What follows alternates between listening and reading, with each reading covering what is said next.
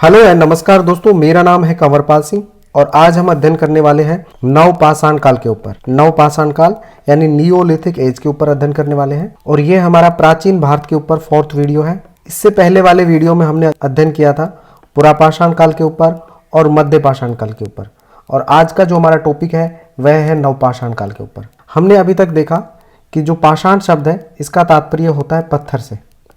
तो जो प्रारंभिक मानव था वह अपने जो मुख्यतः जो औजार बनाता था वह पत्थर से बनाता था, इसीलिए इतिहासकारों ने इसे पाषाण काल का नाम दिया। और इसका जो टाइम पीरियड है वह 5 लाख से 6000 वर्ष पूर्व तक माना गया है भारतीय इतिहास के संदर्भ में। इसके बाद में इसको 3 अन्य भागों में विभाजित किया गया, पुरापाषाण काल, मध्यपाषाण काल और नवपाषाण काल। पुरापाषाण काल और मध्यपाषाण काल का हम अध्ययन कर चुके हैं और आज हम अध्ययन करेंगे नवपाषाण काल के बारे में। नवपाषाण काल के बारे में हम देखेंगे कि नवपाषाण काल की कौन कौन सी विशेषताएं हैं, चाहे से वे सामाजिक हो, आर्थिक हो, धार्मिक हो या कोई अन्य विशेषताएं हो। इसके अतिरिक्त यहाँ भारत में जो इसके प्रमुख स्थल मिले हैं उनके बारे में देखेंगे और सबसे अंत में हम जो संपूर्ण पाषाण काल है उसका 5 मिनट में फटाफट हम रिवीजन भी करेंगे। तो चलिए शुरू करते हैं। देखिए, नवपाषाण काल के बारे में अध्ययन करें उससे पहले इसके बारे में कुछ इंपॉर्टेंट फैक्ट हैं, उनको जान लेते हैं। जो नवपाषाण काल शब्द है इसका जो जनक है वो माना जाता है सर जॉन लुबाक को। नवपाषाण काल बोल दो चाहे से नियोलिथिक बोल दो, इस शब्द का जो जनक है वो माना जाता है सर जॉन लुबाक को माना जाता है। और नवपाषाण युग के लिए जो क्रांति शब्द का प्रयोग किया था वह किया था गार्डन चाइल्ड के द्वारा किया गया था। तो ये काफी इंपॉर्टेंट फैक्ट है, इनको आप राइट डाउन कर लें। इसके अतिरिक्त नवपाषाण कालीन जो उपकरण की खोजने का जो श्रेय है भारत में, तो उत्तर भारत की बात करें तो इसमें खोजने का श्रेय दिया जाता है ली मैंचुअर को दिया जाता है और दक्षिण भारत में दिया जाता है नेवेलियन फ्रेजर को दिया जाता है। ये कुछ नवपाषाण काल के बारे में इंपॉर्टेंट फैक्ट थे। अब बात करते हैं हम नवपाषाण कालीन विशेषताओं की बात करते हैं। विशेषताओं में हम सबसे पहले बात करते हैं सामाजिक क्षेत्र की, उसके बाद में हम आर्थिक, धार्मिक और राजनीतिक क्षेत्र के बारे में भी चर्चा करेंगे। देखिए, पुरापाषाण काल में हमने देखा था कि मानव था वो शिकारी था, साथ ही वो खाद्य संग्राहक था, यानी वो जंगल से फल फूल आदि चीजें इकट्ठी करता था और उन्हीं से अपना जीवन यापन करता था, या फिर वो जंगली जानवरों का शिकार करता था। लेकिन जब हम मध्यपाषाण काल में आते हैं तो हम देखते हैं कि मध्यपाषाण काल में मानव शिकारी के साथ साथ पशुपालक भी बन गया था। लेकिन हम जब नवपाषाण काल के बारे में अध्ययन करेंगे तो हम देखेंगे कि मानव पशुपालन के साथ साथ खेती करने की भी शुरुआत कर देता है। तो यहाँ पर हमें खेती के भी साक्ष्य प्राप्त होते हैं और खेती के जो सबसे प्राचीनतम साक्ष्य हैं वो प्राप्त होते हैं हमें मेहरगढ़ से प्राप्त होते हैं। मेहरगढ़ जो वर्तमान पाकिस्तान में है, और यहाँ पर सबसे पहले रागी की खेती की गई थी। इसके अतिरिक्त कुल्थी है, मूंग, खजूर और कपास की खेती के भी हमें साक्ष्य प्राप्त हुए हैं। अब मानव ने खेती करना शुरू कर दिया था, तो खेती की बुआई से लेकर और कटाई तक मानव को एक ही स्थान पर काफी समय तक रुकना पड़ता था। खेती की बुआई करता था, उसके बाद में खरपतवार निकालता था, फिर उसके बाद में वो जंगली जानवरों से या चिड़ियाओं से उस खेती की रक्षा भी करता था और अंत में कटाई करता था। तो इसमें काफी समय लगता था, तो मानव को एक जगह पर रुकना पड़ता था। तो इसीलिए खेती की शुरुआत के बाद मानव में स्थायी आवास की जो प्रवृत्ति थी उसका भी डेवलपमेंट होता है। तो हमें स्थायी आवास के भी साक्ष्य प्राप्त होते हैं नवपाषाण कालीन स्थलों से। और जो मानव था वो कच्ची ईंट निर्मित आयताकार और गोलाकार घरों में रहता था, और इसके जो साक्ष्य हमें प्राप्त हुए हैं वो हमें बुर्ज होम जो वर्तमान कश्मीर में है वहां से प्राप्त हुए हैं। यहाँ से हमें गर्त आवास के साक्ष्य मिले हैं। गर्त आवास जमीन के अंदर खड्डा खोदकर उस पर कुछ घास फूस वगैरह ढक लेते थे, जिन्हें हम गर्त आवास कहते हैं। तो ये गर्त आवास थे, इसके साक्ष्य हमें प्राप्त हुए बुर्ज होम से प्राप्त हुए। जब मानव ने स्थायी निवास करना शुरू कर दिया तो धीरे धीरे ग्रामीण सभ्यता का भी विकास होता है। तो गांव का विकास भी जो सबसे पहले हुआ था वो नवपाषाण काल में ही हुआ था। इसके बाद में हम बात करते हैं, यहाँ पर हमें वस्त्र उत्पादन के भी साक्ष्य मिलते हैं। जैसा कि हमने देखा कि कपास का उत्पादन हो गया था तो बुनाई भी होती रही होगी, और जो वस्त्र यानी जो कपड़े के हमें जो साक्ष्य मिले हैं वो उतनूर से मिले हैं। तो ये इंपॉर्टेंट है, आप इसे राइट डाउन कर लें। इसके अतिरिक्त आभूषण के भी हमें साक्ष्य मिले हैं। टेकल कोट से हमें सोने की बाली प्राप्त हुई है। उपकरणों की बात करें तो देखो, पाषाण उपकरणों के साथ साथ इस काल में हड्डी निर्मित उपकरणों की भी भरमार रही है। देखिए, वैसे हड्डी निर्मित जो उपकरण है वो मध्यपाषाण काल में भी मेहदा नामक एक बस्ती थी, मध्यपाषाण कालीन बस्ती थी, वहां से भी हमें हड्डी निर्मित उपकरण प्राप्त हुए हैं। लेकिन हड्डी निर्मित उपकरणों की जो प्रधानता थी वो हमें मिलती है नवपाषाण काल में। यहाँ पे गुफ, कराल और चिरांद जो बिहार में है वहां पर हमें बहुत सारे हड्डी निर्मित उपकरण मिले हैं। अकेले चिरांद में लगभग 480 हड्डी निर्मित उपकरण मिले हैं। मृद भांड कला का भी यहाँ पर विकास हो चुका था। तो कुंभकारी जो है वो सबसे पहले नवपाषाण काल में प्रारंभ हुई थी, और मिट्टी के बर्तन बनाने यानी मृद भांड बनाने के लिए सबसे पहले हाथ का प्रयोग किया जाता था, और उसके बाद में धीरे धीरे चाक का प्रयोग किया जाने लगा, और इसी चाक में कुछ मॉडिफाई करके इसे पहिया बनाया गया, जिसे बाद में गाड़ी में प्रयोग किया जाने लगा। तो जो पहिए का आविष्कार हुआ था ये भी सबसे पहले नवपाषाण काल में ही हुआ था। तो ये नवपाषाण काल की एक क्रांतिकारी खोज थी, पहिए का आविष्कार। इसके बाद में हम बात करते हैं नवपाषाण काल के आर्थिक क्षेत्र की बात करें। देखिए यहाँ पे कृषि की शुरुआत तो हो ही चुकी थी, साथ ही पशुपालन भी बड़े पैमाने पर होने लगा था। जैसा कि हमने देखा मध्य पाषाण काल में मानव ने पशुपालन करना शुरू कर दिया था, लेकिन जो पशुपालन का जो व्यवसायीकरण था ये शुरू हुआ था नवपाषाण काल में ही शुरू हुआ था, नवपाषाण काल में ही शुरू हुआ था। इसके अलावा यहाँ पर कुम्हार, बढ़ई और कृषक अन्य व्यवसाय भी हमें यहाँ पर मिलते हैं। लेकिन नवपाषाण काल में या संपूर्ण पाषाण काल में हमें व्यापार संबंधी कोई जानकारी प्राप्त नहीं होती, हड़प्पा सभ्यता के समान। तो यहाँ पर व्यापार की कोई जानकारी नहीं थी इन लोगों को। इसके अतिरिक्त पोलिश तार और चकमक उद्योग का यहाँ पे हमें साक्ष्य प्राप्त होते हैं। देखिए इस समय क्या होता था, चाहे इसे पाषाण उपकरण हो या इसे हड्डी से निर्मित उपकरण हो, उनको पॉलिश करके चमकदार बनाया जाता था। तो ये एक अन्य विशेषता थी पाषाणकालीन उपकरणों की, वह पॉलिशदार और चमकदार होते थे। तो यहाँ पर पॉलिश और चकमक उद्योग का विकास हुआ। साथ ही मानव में व्यक्तिगत संपत्ति की भावनाओं का विकास हो चुका था और यही कारण है कि समाज में सामाजिक और आर्थिक असमानता का भी जनक नवपाषाण काल में शुरू हो चुका था।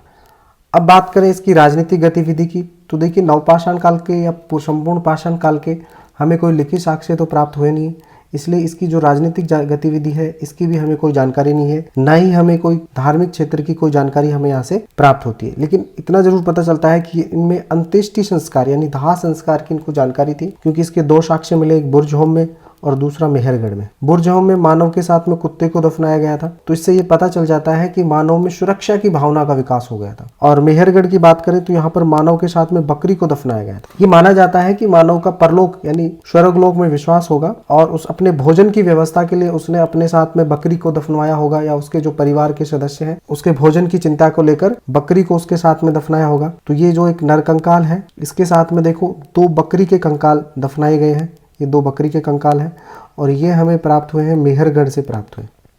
अब बात करते हैं हम नवपाषाण कालीन प्रमुख स्थलों की बात करें तो देखिए जो नवपाषाण कालीन प्रमुख स्थल है तो लोगों के द्वारा जो व्यवहार में लाई गई कुल्हाड़ियां थी उन्हीं के आधार पर बस्तियों को 3 भागों में बांटा गया है, उत्तर पश्चिम, उत्तर पूर्व और दक्षिण। उत्तर पश्चिम की जो प्रमुख बस्तियों की बात करें तो कश्मीर में बुर्जहोम गुफा कराल है, पाकिस्तान में मेहरगढ़ आ जाती है, स्वात घाटी में सरायखोल आ जाती है, बेलन घाटी जो यूपी में पड़ता है इसमें कोल्डी हवा, चोपानी मांडू और महागरा प्रमुख है। उत्तरी पूर्व की बात करें तो यहाँ पर असम, मेघालय, गारो की पहाड़ियों में कुछ नवपाषाण कालीन स्थल प्राप्त हुए हैं। दक्षिण में सबसे ज्यादा कर्नाटक में प्राप्त हुए हैं, मस्की, ब्रह्मगिरी, हल्लूर, कोडक्कल, पीकलीहल, संगेनकलन और तेकलकोटा। ये कर्नाटक में दक्षिण हिस्से में जो हमें नवपाषाण कालीन बस्तियां प्राप्त हुई हैं। तमिलनाडु में पय्यमपल्ली प्राप्त हुई है, पय्यमपल्ली नामक नवपाषाण कालीन स्थल मिला है।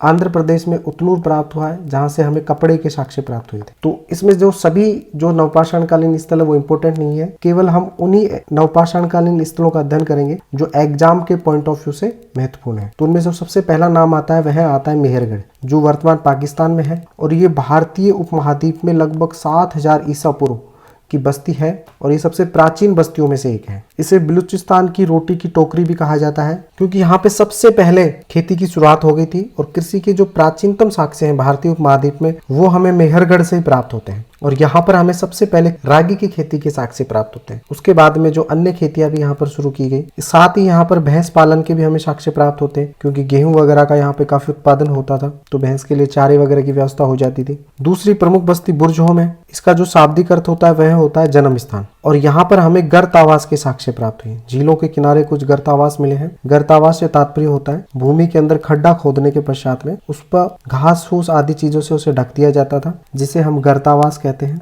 जो इनकी ठंडे के मौसम में इनकी रक्षा के लिए होता था। साथ ही हमें मानव के साथ कुत्ते को दफनाने के भी यहाँ पर हमें साक्ष्य प्राप्त हुए हैं। तीसरा प्रमुख जो नवपाषाणिक स्थल है वह गुफा कराल है, ये भी कश्मीर में है। इसका जो शाब्दिक अर्थ होता है वह होता है कुमार की गुफा। यहाँ पर भी हमें काफी गर्तावास के साक्ष्य प्राप्त हुए हैं। साथ ही हमें यहाँ पर हड्डी के उपकरण भी प्राप्त हुए हैं। तो ध्यान रखें हड्डी के उपकरण हमें 2 जगह प्राप्त हुए हैं, एक तो गुफा कराल में और दूसरा प्राप्त हुए हैं हमें चिरान में। चौथा जो इम्पोर्टेंट नवपाषाण कालीन स्थल है वह कोल्डी हवा है और कोल्डी हवा इसलिए इम्पोर्टेंट है क्योंकि यहाँ पर हमें चावल या धान की सर्वप्राचीन या प्राचीनतम हमें साक्ष्य प्राप्त हुए। तो चावल के सबसे जो प्राचीनतम साक्ष्य प्राप्त हुए हैं वो हमें प्राप्त हुए कोल्डी हवा से। यदि कृषि की बात की जाए तो कृषि के जो सर्वप्राचीन या प्राचीनतम जो साक्ष्य हमें प्राप्त हुए हैं वो प्राप्त हुए हैं मेहरगढ़ से। और केवल हम चावल की बात करें तो चावल के जो प्राचीनतम साक्ष्य प्राप्त हुए हैं वो है हमें कोल्डी हवा से। तो ये काफ़ी इंपॉर्टेंट है। अगर एग्जाम में पूछ लिया जाए कि चावल के प्राचीनतम साक्ष्य कहाँ से प्राप्त हुए हैं, तो वो प्राप्त हुए हमें कोल्डी हवा से। और कृषि के सर्वाधिक प्राचीनतम साक्ष्य कहाँ से प्राप्त हुए हैं, तो वो हमें प्राप्त हुए हैं मेहरगढ़ से। इसके अतिरिक्त चौपानी मांडो, यहाँ से हमें मृद भांड के प्राचीनतम साक्ष्य प्राप्त हुए हैं। और यहाँ पर जो हमें झोपड़ियाँ मिली हैं वो मधुमक्खी के छत्ते के आकार की हैं। इसके अलावा मेहगरा की बात करें तो यहाँ पर हमें प्राचीनतम गौशाला के साक्ष्य प्राप्त हुए। जैसा कि हमने देखा कि जो पशुपालन का व्यवसायीकरण हो चुका था, और उसी का एक उदाहरण है कि प्राचीनतम गौशाला के जो हमें साक्ष्य प्राप्त हुए वो मेहगरा में प्राप्त हुए हैं। और यहाँ पर हमें जो झोपड़ियाँ प्राप्त हुई हैं वो गोलाकार झोपड़ियाँ प्राप्त हुई हैं। सातवां इंपॉर्टेंट स्थान है चिरांद, जो वर्तमान बिहार में है। यहाँ पर हमें हड्डी से निर्मित उपकरण मिले हैं और इनकी जो संख्या है वह है 480, जो सर्वाधिक है अन्य स्थानों की तुलना में। तो हड्डी के जो हमें उपकरण मिले हैं वो 2 स्थानों पर मिले हैं, पहले चिरांद से और दूसरे मिले हैं हमें गुफकराल से। तो ये नवपाषाण कालीन कुछ इंपॉर्टेंट स्थल हैं जिनके बारे में हमने पढ़ा। तो नवपाषाण काल यहीं पे समाप्त होता है। तो एक बार हम जो संपूर्ण पाषाण काल है इसका संक्षिप्त में रिवीजन कर लेते हैं, जिससे आपको पाषाण काल की एक अच्छे से समझ होगी। देखिए, जो प्रारंभिक मानव था वह धातु से अपरिचित था, इसीलिए वह पत्थर के औजारों का प्रयोग करता था। पाषाण से तात्पर्य होता है पत्थर से, तो इसीलिए इस काल को इतिहासकारों ने पाषाण काल कहा। पाषाण काल का जो टाइम पीरियड है ये लगभग 5 लाख से लेकर 6000 वर्ष पूर्व तक माना गया है। 6000 वर्ष पूर्व तक माना गया है अगर हम भारतीय इतिहास के संदर्भ में बात करें तो। अब ये बहुत बड़ा टाइम पीरियड है, तो इसलिए इतिहासकारों ने इसे 3 और भागों में विभाजित किया: पुरापाषाण काल, मध्य पाषाण काल और नवपाषाण काल। पुरापाषाण काल की बात करें तो इसे अंग्रेजी में पैलियोलिथिक एज भी कहते हैं, और इसका जो टाइम पीरियड है ये 5 लाख से लेकर 10,000 वर्ष पूर्व तक माना गया है। 10,000 वर्ष पूर्व तक माना गया है। मध्य पाषाण काल, इसे मीजोलिथिक एज भी कहते हैं, और इसका जो टाइम पीरियड माना गया वह है 10,000 से लेकर 8,000 वर्ष पूर्व तक। 8,000 वर्ष पूर्व तक माना गया है। नवपाषाण काल, तो नवपाषाण काल को नियोलिथिक एज भी कहते हैं, और इसका जो टाइम पीरियड माना गया वह है 8,000 से 6,000 वर्ष पूर्व तक माना गया है। पुरापाषाण काल भी एक बहुत बड़ा टाइम पीरियड है, तो इसे इतिहासकारों ने पुनः 3 भागों में विभाजित किया है: निम्न पुरापाषाण काल, मध्य पुरापाषाण काल और उच्च पुरापाषाण काल। निम्न पुरापाषाण काल का जो टाइम पीरियड है ये 5 लाख से 50,000 वर्ष पूर्व तक माना गया है।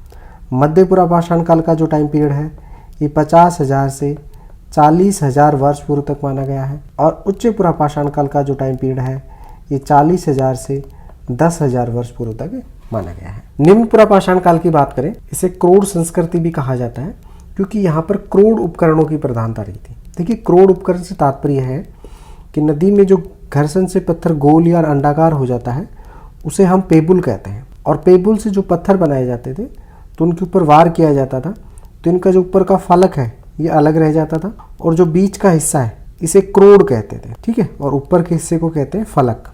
तो यहाँ पर क्रोड़ से उपकरण बनाए जाते थे, इसीलिए इसे क्रोड़ संस्कृति के नाम से भी जाना जाता है। मध्य पुरापाषाण काल, इस काल में फलक से उपकरण बनाए जाते थे, इसलिए इसे फलक संस्कृति के नाम से भी जाना जाता है। और उच्च पुरापाषाण काल में ब्लेड जो उपकरण है उनकी प्रधानता रही थी, इसलिए उच्च पुरापाषाण काल को ब्लेड संस्कृति के नाम से भी जाना जाता है। आगे हम जब मध्य पाषाण काल में चलते हैं तो देखिए, मध्य पाषाण काल में क्या होता है कि उच्च पुरापाषाण काल के अंत में और मध्य पाषाण काल के शुरुआत में हिमयुग का अंत होता है, क्योंकि तापमान में वृद्धि होती है, जलवायु में परिवर्तन होती है, तो इससे ऐसे जंतु और वनस्पतियों का जन्म होता है जो आकार में छोटे होते हैं।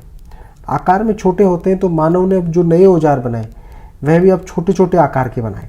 पत्थरों के जो उपकरण थे वह लगभग 1 से 8 सेंटीमीटर के मध्य में होते थे, यानी माइक्रो होते थे। माइक्रो उपकरण बनाने शुरू किए, और इसीलिए जो मध्य पाषाण काल है इसको माइक्रोलिथिक एज भी कहा जाता है। माइक्रोलिथिक एज के नाम से भी जाना जाता है। और इसके अंदर जो मानव है उसने छोटे छोटे जानवरों का छोटे छोटे समूह में शिकार करना शुरू किया। नवपाषाण काल की तरफ चलते हैं तो यहाँ पर हड्डी के उपकरणों की प्रधानता मिलती है। हड्डी के उपकरण है वो वैसे मध्य पाषाण काल में शुरू हो जाते हैं, लेकिन जो प्रधानता है, अधिकता है, वह मिलती है हमें नवपाषाण काल में। साथ ही जो उपकरण थे उनको चमकदार और पॉलिशदार बनाया गया, तो यह एक नवीन विशेषता थी नवपाषाण काल की। इसके अतिरिक्त यहाँ पर कपास की खेती शुरू हो जाती है, क्योंकि मानव ने खेती करना शुरू कर देता है यहाँ तक नवपाषाण काल में। तो यहाँ पर हमें वस्त्र के साक्ष्य भी प्राप्त होते हैं उतनूरू में।